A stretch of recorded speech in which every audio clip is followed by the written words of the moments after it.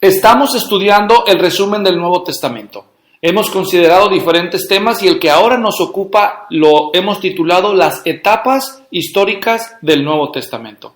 Así como en el Antiguo Testamento tenemos un registro del plan redentor de Dios que se desenvolvió a través de diferentes etapas, al llegar al Nuevo Testamento también podemos ver cómo la narrativa de sus libros nos llevan a través de diferentes momentos. Primeramente la vida de nuestro Señor Jesucristo y después sus apóstoles que continúan con el legado que Él nos estaba dejando. En los siguientes minutos vamos a considerar las etapas históricas del Nuevo Testamento, que son 5 las que vamos a considerar en esta hora. Y vamos entonces a leer la primera introducción. Si usted quiere copia de nuestras notas, puede solicitarla gratuitamente por correo electrónico, pidiéndola a luisfloriano@yahoo.com. Con mucho gusto se la haremos llegar por ese medio. Ahora, digamos que los factores religiosos fueron el resultado del trabajo del pueblo judío a lo largo del tiempo. Pero Dios también hizo un trabajo preparativo para la aparición del Hijo de Dios en un ministerio público. Dios envió a Juan el Bautista para preparar los corazones de su pueblo, predicando el mensaje que los llamaba al arrepentimiento. Finalmente, Dios envió ángeles y al Espíritu Santo mismo para que se preparara la llegada de su Hijo. Vamos a conocer la primera de las etapas de la narrativa histórica del Nuevo Testamento, y esa es la que llamamos la etapa de la preparación. La etapa de la preparación incluso podríamos referirla mucho antes de la creación del mundo. El Evangelio de Juan comienza en el capítulo 1 hablándonos que el Verbo estaba en el principio con Dios y que el Verbo era Dios y que todas las cosas que existen por Él fueron hechas y que nada de lo que ha sido hecho sin Él fue hecho. Entonces, la preparación realmente se traza mucho antes de la creación, en la eternidad pasada. El Evangelio de Juan comienza entonces con esta breve descripción de que ese Señor Jesús, el Mesías esperado, fue el creador de todo, que a la vez es Dios, pero es diferente de Dios Padre. Él había sido destinado desde antes de la fundación del mundo para ser el Redentor prometido a Israel. Hay pasajes como el de Primera de Pedro, capítulo 1, versículo 20, que dicen que Él, el Señor Jesús, estaba preparado desde antes de la fundación del mundo, pero que fue manifestado en los últimos tiempos por amor a nosotros. En Hechos 2:23 dice que a Jesús, entregado por el plan predeterminado y el previo conocimiento de Dios, clavaron en la cruz por manos de impíos y lo mataron. Pedro, al predicar el sermón de Pentecostés, les recuerda que esto no era nuevo, que era un plan previamente determinado por Dios. También leemos en Efesios 1:4 que Dios nos escogió en Cristo desde antes de la fundación del mundo, y en Apocalipsis 13:8 dice que, hablando de la bestia, todos la iban a adorar en la tierra, los que moran en la tierra, cuyos nombres no han sido escritos desde la fundación del mundo en el libro de la vida del Cordero que fue inmolado.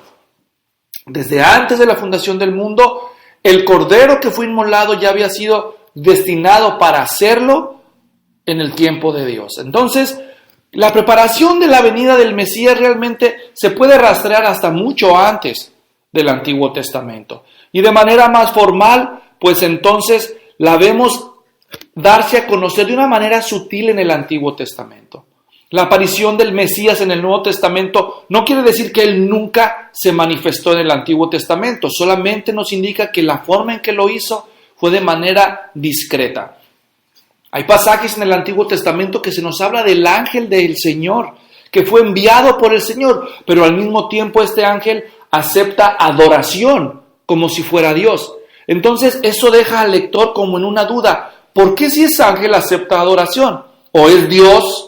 Entonces, ahí se queda. Y sabemos que eso eran menciones sutiles a el Señor Jesucristo antes de la encarnación. ¿Por qué sabemos eso? Porque Dios es invisible, según nos dicen pasajes de la Escritura. En 1 de Timoteo, capítulo 6, En el versículo 16 se nos dice que Dios es invisible y que habita en una luz inaccesible y que nadie puede ver.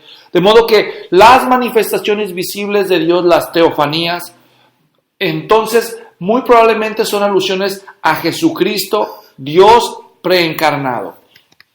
Y podemos ver algunos ejemplos en Jueces capítulo 6, versículos 22 y 23, o Jueces 13, versículos 21 y 22. Además de eso, hay incontable número de anuncios proféticos en el Antiguo Testamento que anticipaban la venida del Mesías.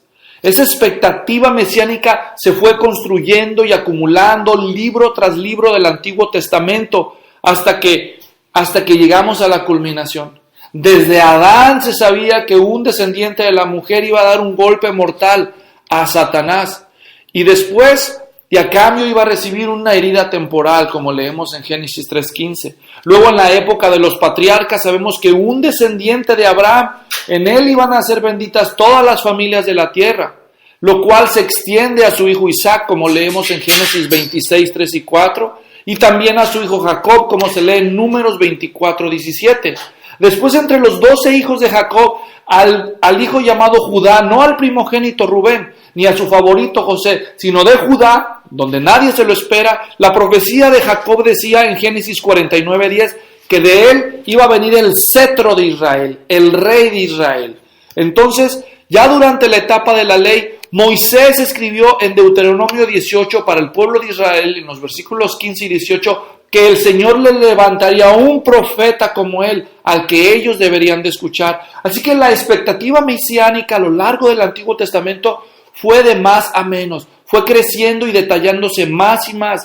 Ya para el tiempo de los reyes se llegó a entender, gracias a la revelación que Dios le dio en 2 de Samuel capítulo 7 al rey David, que uno de sus descendientes reinaría para siempre sobre el trono de Israel. Y así se entendió entonces que el Mesías, además de ser descendiente de Abraham, de Isaac, de Jacob y de Judá, iba también a ser no solo un profeta, pero iba a ser un rey descendiente de la familia de David. En el tiempo del reino dividido, encontramos a los profetas que exhortaban a la nación y también le daban ciertos mensajes que agregaban a la revelación anterior respecto al Mesías.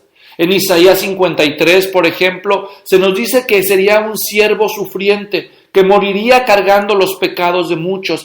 Y en Daniel capítulo 9, 26, se nos dijo que el Mesías príncipe habría de morir en la ciudad de Jerusalén. Todo esto fue acumulando una expectativa muy clara en los miembros del pueblo de Israel en espera del Mesías venidero. El último de los profetas del Antiguo Testamento cierra su profecía en el último de los capítulos, al final de los versículos, que es Malaquías 4:5, con estas palabras que leemos: He aquí, yo os envío el profeta Elías antes que venga el día del Señor, día grande y terrible. Todo esto demuestra la preparación que Dios estuvo haciendo desde antes de la creación a lo largo de todo el Antiguo Testamento de manera acumulativa, para que ya la nación de Israel, al llegar el Nuevo Testamento, vemos está en espera del Mesías, en espera de la promesa. Mientras los griegos en el periodo intertestamentario, entre los testamentos, los griegos controlaron Israel, ellos establecieron el idioma de su cultura como el canal de comunicación en todo el imperio. A nivel internacional se preparó el terreno para que la difusión del mensaje de la buena nueva del Nuevo Testamento fuera fácil de ser transferida a todo el imperio a través de este idioma. Luego que Roma llega y conquista a los griegos, establece una infraestructura de caminos y de control que facilitó la rápida migración con seguridad a lo largo y ancho de su imperio. Estas dos cosas, el idioma griego y los caminos y la seguridad que Roma impuso sobre el imperio, brindaron condiciones perfectas para que la expansión del evangelio sucediera de manera rápida y eficaz. Ahora, al empezar la lectura del Nuevo Testamento, el primer personaje sobresaliente que destaca en los 4 evangelios es Juan el Bautista. Y él es aquel profeta que cumplía la expectativa mencionada en Malaquías 4, el último pasaje del Antiguo Testamento. Y ahora el primer personaje del Nuevo Testamento nos conecta. Y aquí vemos cómo Juan el Bautista es el profeta enviado por el Señor para preparar el camino del Señor. A través de sus padres que eran estériles, Zacarías y Elizabeth, Dios por medio de un ángel anuncia que va a venir el profeta que preparará un corazón dispuesto en el pueblo de Dios para recibir al Mesías. Luego, siendo ancianos, entonces ellos conciben a este niño y nace y se llama Juan, y vemos cómo el espíritu de Elías está en Juan dando cumplimiento a la profecía de Malaquías capítulo 4, y así podríamos haber resumido la primera etapa de las históricas en el relato del Nuevo Testamento, que es los preparativos para la llegada del Rey. Segunda etapa, entonces la primera etapa, la preparación. ¿Cuál es la primera etapa? La preparación. Número 2, la llegada del Mesías. En la etapa número 2 es donde comenzamos a leer cómo nace el Señor Jesús y cómo crece en su infancia y juventud cumpliendo las expectativas mesiánicas del Antiguo Testamento. De esto se nos narra en Mateo capítulo 1 y 2 y en Lucas capítulos 1 y 2. Todo comienza de una manera sobrenatural con respecto a Jesús. No solo Juan el Bautista fue concebido para preparar el camino del Señor de una manera sobrenatural, sino que la Biblia nos dice que el mismísimo Señor Jesús es concebido de una manera sobrenatural. Un ángel enviado del Señor, Gabriel, aparece a María, que es una virgen desposada o comprometida con José, y ella concibe por obra del Espíritu Santo, siendo virgen, a quien sería el Mesías. 6 meses después de que Juan Bautista había concebido, María, con la buena noticia de que va a ser la madre del Mesías, visita a Elizabeth, y Elizabeth siente que el niño es lleno del Espíritu Santo desde su vientre cuando apenas tenía 6 meses de embarazo. Otra señal milagrosa. Luego, Dios usa a un emperador pagano que no sabe nada del Mesías de Israel para dar una orden a todos los habitantes del imperio que vayan a su aldea natal para ser censados, sin darse cuenta que por esa acción Él está haciendo que se cumpliera una profecía de Miqueas capítulo 5 versículo 2 que decía que de la pequeña aldea de Belén iba a nacer el Mesías que iba a pastorear Israel. Esto provoca que José y María emigren del norte del país en Galilea al sur en la pequeña aldea de Belén, y justo el momento en que ellos llegan nace el Señor Jesús, otra obra sobrenatural de la providencia de Dios. Luego nace, y cuando nace el Señor Jesús en un anonimato total aparentemente, en un lugar aislado donde apenas había animales, allí es acostado en el pesebre, en el comedero de los animales. Sin saberlo, los padres del bebé Jesús, del Mesías, allá afuera en la campiña está un grupo de pastores que tienen una visión sobrenatural donde un ángel del Señor les avisa que ha nacido el Salvador, uno descendiente de David, que va a ser el rey de Israel. Y luego una multitud de ángeles cantan junto con ese ángel y celebran el nacimiento del Hijo de Dios. Los pastores van rápidamente y encuentran al niño y comunican esa obra. Después los padres de Jesús viajan al 8º día para presentar al niño en Jerusalén, y cuando están ahí, para sorpresa suya, un anciano llamado Simeón, a quien Dios había anunciado que antes de morir iba a ver al Mesías, está justamente ahí cuando ellos llegan, y entonces él habla y testifica públicamente, no solo él, pero también una profetisa anciana llamada Ana, acerca de lo que este niño iba a representar para el pueblo de Dios. Todo eso lo podemos leer en Lucas capítulo 2, versículos 25 al 38. Pocos meses después, el niño ya tiene un poco más de edad y de pronto hacen acto de aparición una cantidad de magos del oriente que vienen siguiendo una estrella de manera sobrenatural, dando el reporte que ellos saben que el rey de los judíos ha nacido y vinieron a adorarlo. Todo esto agrega esta convicción de que algo especial va a venir a través de este niño.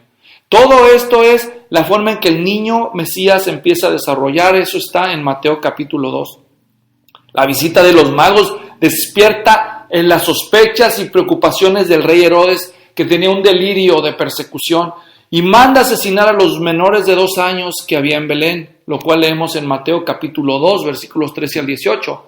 Pero Dios, con otra anunciación angelical, se adelanta y preserva la vida del niño, haciendo que sus padres lo lleven a Egipto como refugio, hallando un paralelo con la experiencia del Hijo de Dios en el Antiguo Testamento Israel, que tuvo que ir a Egipto para salvarse del hambre.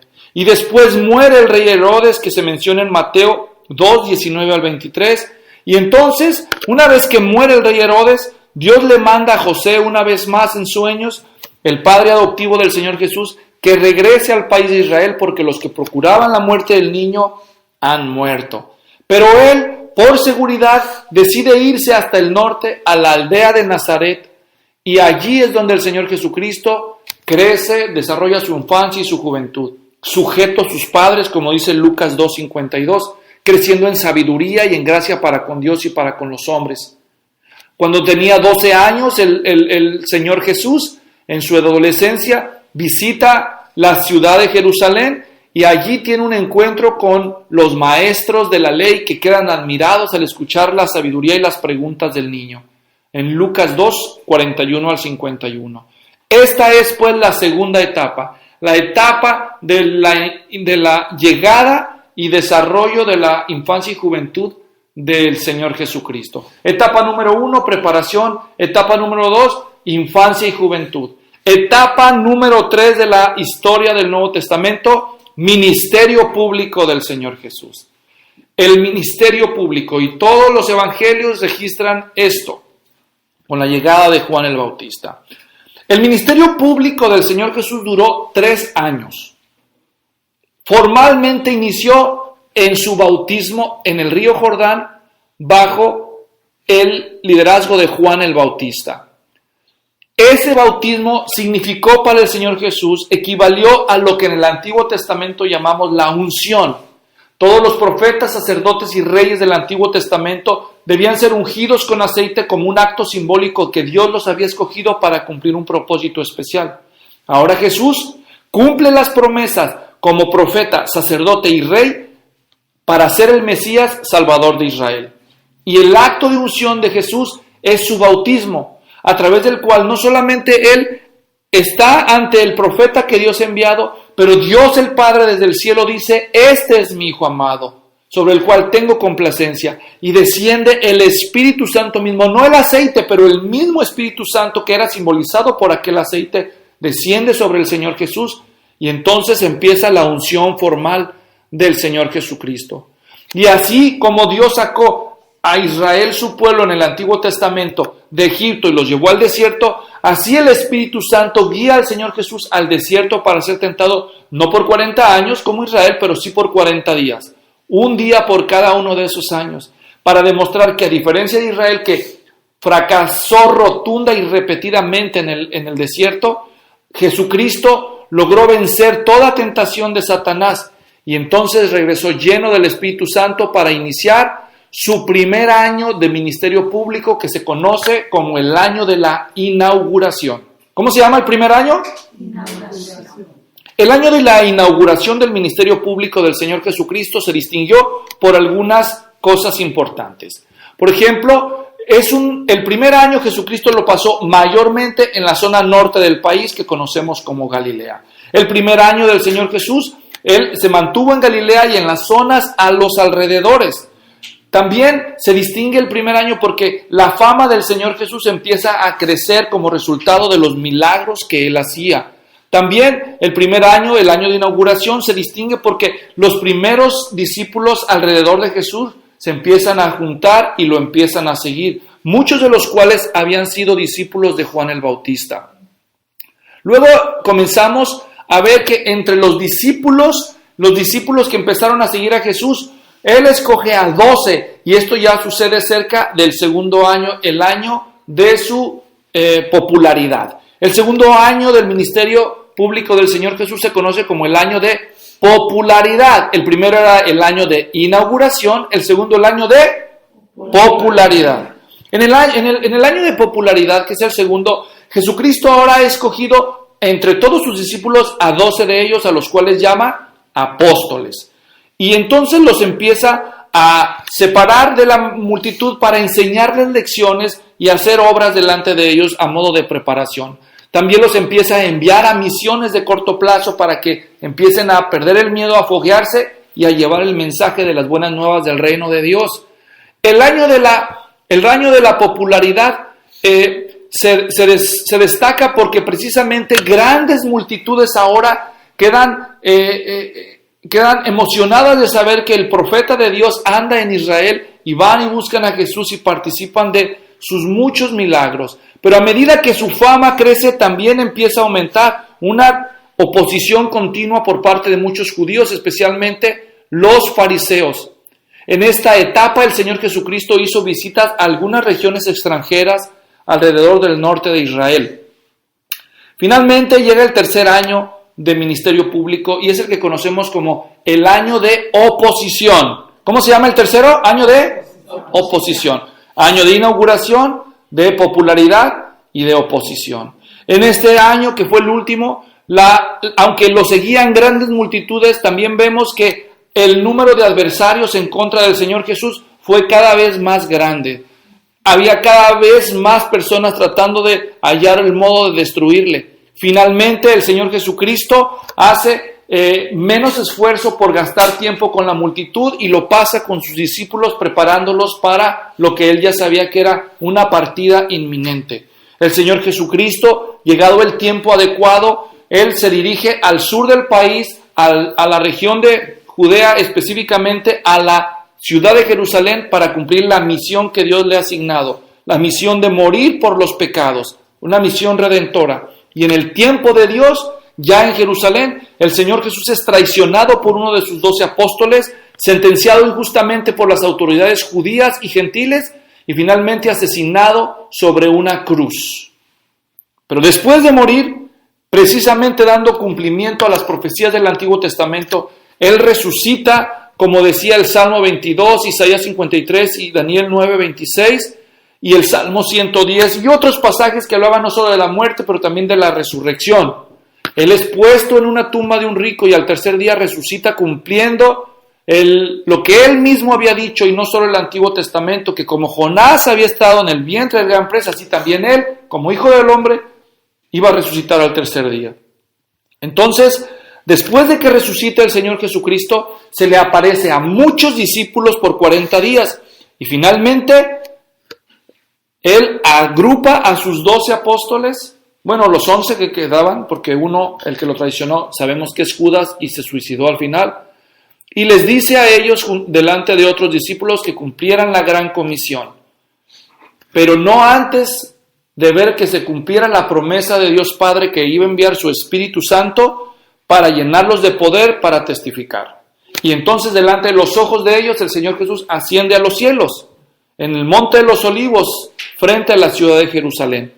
Mientras él ascendía, dice el relato de Hechos capítulo 1, versículos 1 al 11, que 2 ángeles aparecen al lado de los apóstoles que miraban al cielo, anticipándoles que, así como lo vieron irse, así iba a regresar en las nubes. Y así termina la etapa del ministerio público del Señor Jesús. Entonces, la etapa número 1 era la preparación, la etapa número 2, la llegada e infancia y juventud del Señor, etapa número 3, ministerio público del Señor Jesucristo.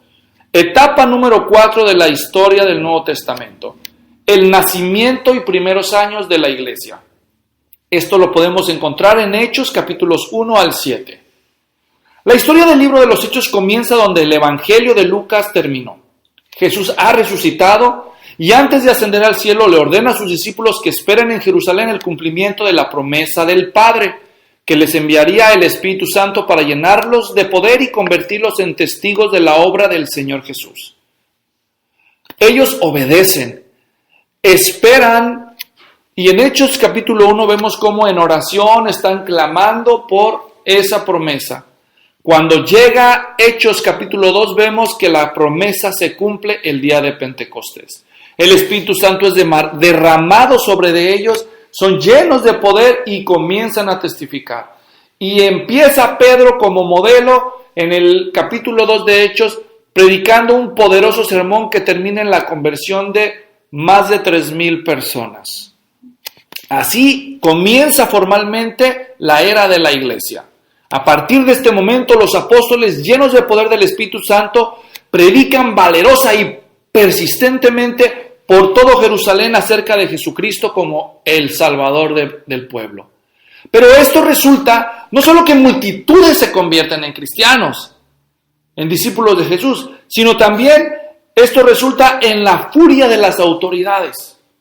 No están contentos porque Pedro y Juan no cesan de acusarlos, de responsabilizarlos de la muerte del Señor Jesús.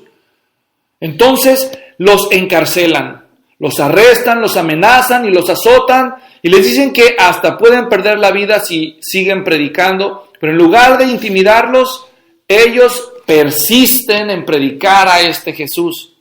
Con más ímpetu y valor, ellos anuncian el Evangelio hasta que llegamos a Hechos capítulo 7 y un discípulo llamado Esteban finalmente muere como mártir porque los judíos no soportan la confrontación con la verdad que él hace de ellos.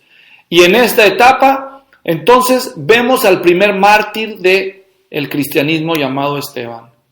En esa primera etapa de la iglesia, el número de los discípulos crece a niveles exponenciales. Algunos problemas logísticos comienzan a surgir por causa de que hay tantos discípulos. Eso puede leerse en Hechos capítulo 6. Así que los cristianos unidos en Jerusalén se tardan en cumplir la instrucción original de Jesús que les había dicho que fueran testigos suyos no solo en Jerusalén, sino también en Judea, en toda Judea, en Samaria y hasta lo último de la tierra. Por lo tanto, Dios intencionalmente permite que la persecución se desencadene después de la muerte de Esteban, especialmente bajo el liderazgo de un hombre llamado Saulo. Y eso va a ser el principio de la siguiente etapa de la historia, que va a ser la última, y es la de la expansión multicultural o transcultural del cristianismo. Entonces voy a hacer un repaso. La primera etapa es la preparación, la segunda la llegada e infancia de nuestro Señor Jesucristo, la tercera el ministerio público de Jesús, la cuarta el nacimiento de la iglesia del Señor y la quinta es la expansión internacional del cristianismo. En Hechos capítulo 8 hasta el 28 tú puedes leer de esto. La persecución iniciada por Saulo provocó que los discípulos se dispersaran por todas las regiones de Judea, pero no solamente se fueron ellos, sino que llevaban el mensaje consigo. Y ellos comienzan a predicar el mensaje primero por todo Judea y después por Samaria. Felipe, en Hechos capítulo 8, a Felipe se le atribuye la proclamación del Evangelio en Samaria. Allí muchos se convierten después de ver los milagros que Dios hace por medio de Felipe. Esto hace que el apóstol Pedro y el apóstol Juan vengan desde Jerusalén a la región de Samaria a imponerle las manos para que reciban el don del Espíritu Santo, garantizando así que los samaritanos y los judíos son parte del mismo cuerpo del cristianismo de los discípulos de Jesús. Se consolida la unidad doctrinal multiétnica en el evangelio que estaban haciendo. Luego, el que había sido el enemigo acérrimo número 1 del cristianismo, Saulo de Tarso, en el capítulo 9 del libro de los Hechos, es convertido al cristianismo por una intervención sobrenatural del mismísimo Señor Jesucristo. El Señor Jesús comisiona a Saulo a ser su apóstol y a llevar su mensaje por todas las naciones gentiles y le cambia el nombre y a partir de ahí le conocemos como Pablo, quien de inmediato comienza a predicar acerca de Jesús, sorprendiendo a sus connacionales. Al mismo tiempo, mientras Pablo ya está predicando ahí en Damasco y las zonas alrededor, Dios manda a Pedro a visitar a un romano que vive en una zona gentil y que le predique el Evangelio. No ha acabado Pedro de predicar el Evangelio cuando el Espíritu Santo se derrama sobre Cornelio y su familia, de la misma forma que se había derramado al principio en Hechos 2 sobre ellos. Esto marca el inicio formal del cristianismo entre las naciones gentiles. Luego de esto, un grupo de creyentes que salieron de Jerusalén, pero de los cuales no conocemos sus nombres, llegan a la ciudad de Antioquía en la región de Siria totalmente pagana, y ellos comienzan a predicar el evangelio, y para sorpresa de muchos nace una pujante congregación cristiana en medio de una nación gentil. La noticia llega a Jerusalén y los apóstoles envían a Bernabé a ver lo que está sucediendo, quien al llegar, según Hechos capítulo 11 al final, al ver lo que Dios hacía ahí, va a Tarso y trae consigo a Saulo, que antes había sido el enemigo del evangelio y ahora es un potente maestro del evangelio, y junto con él fortalece y consolida la iglesia en Antioquía. Tiempo después, en esa misma congregación, Dios, por medio del Espíritu Santo, separa a Bernabé y a este Saulo, que también conocemos como Pablo, para salir por el mundo aquel a predicar el evangelio. Y así, con el apoyo de la iglesia, ellos salen en el primero de varios viajes misioneros, abriéndole la puerta al cristianismo en el Imperio Romano en múltiples regiones. En ese mismo tiempo, en el sur, en la capital de los judíos, que era Jerusalén, un hombre llamado Santiago, que era hermano del Señor y que después de su resurrección se había convertido, llegó a ser un poderoso líder de la iglesia de Jerusalén. Y él escribe una carta que lleva su nombre, la carta de Santiago, tratando de corregir algunos problemas entre los discípulos. En las mismas fechas, pero allá arriba en Grecia, mientras Pablo estaba en el primero de sus viajes, que podemos leer en Hechos 3 y 14, Pablo escribe la carta a los Gálatas. Él acaba de terminar su primer viaje misionero y descubre algunos problemas infiltrándose en la iglesia, y desde la ciudad de Antioquía escribe Gálatas para ellos y se la envía. Luego comienza su segundo viaje misionero, de lo cual podemos leer en Hechos 16 al 18, 22. Pablo sigue plantando iglesias en diferentes provincias del Imperio Romano. Y luego, en el segundo viaje misionero, Pablo escribe las dos cartas a los tesalonicenses, muy probablemente desde la ciudad de Corinto.